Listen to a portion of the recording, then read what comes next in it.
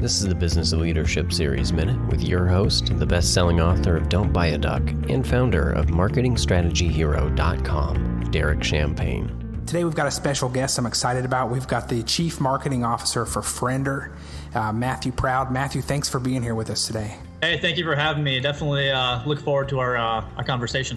So tell me, what were some of the surprises that you had that you didn't expect when you were starting this app? Costs. Costs. App development is not cheap, and something that you think might be just a little bitty tweak or a little bitty adjustment can end up costing thousands of dollars, right. Which we did not know. So definitely hurdling the cost of different fixes and bugs and just things that we wanted to change. Those are some hurdles that we had to overcome 100%. Which we overcame very well by finding funding for our company. What are some of the highlights, though? What are some of the things you're most proud of? You launched, is it last month that you launched? Is that? Yep. That's exciting, and I'm a subscriber right now, and so I've tried out the product, and I want to make sure I tried it before you came on. And this is a compliment, but I was surprised and said, man, this thing is simple and easy to use. It's intuitive, and it seems like going in line with where the new apps that are getting a lot of traction are going. So I was impressed with that. A lot of times you see developers overcomplicate, and we work with some clients on making apps, and we see that there's so many bells and whistles sometimes that it bogs down the app, and it's not always relatable. The target ends up not wanting to use it because it's cumbersome and takes up the wrong space and doesn't give them the right value in their needs in their life. I was impressed with this. So over 70 categories, is that right? Correct. Yeah, over 70 now.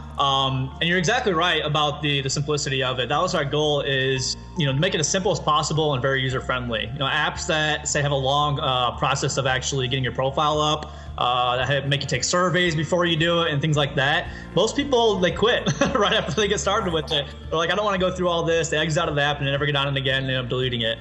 So we wanted to make it really user friendly. You can have it set up, within a few minutes.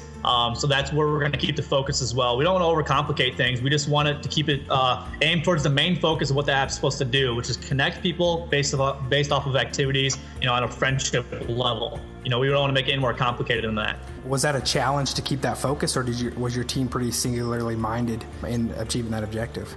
We were pretty singular minded with that. There's a lot of dating apps out there, tons. Right. People are popping up dating apps left and right, and we knew to really stand out and make an extremely successful business, you had to fill a need that isn't in the marketplace yet. And there was not definitely anything in the marketplace that is like our app. And we knew that people, especially in the next 2, 3, 5 years, are going to be extremely comfortable meeting people online. That's one of the biggest new booms, is people are meeting more online now than in person. Right. So we all had a pretty singular mind going into it, and we've stuck to it the entire time.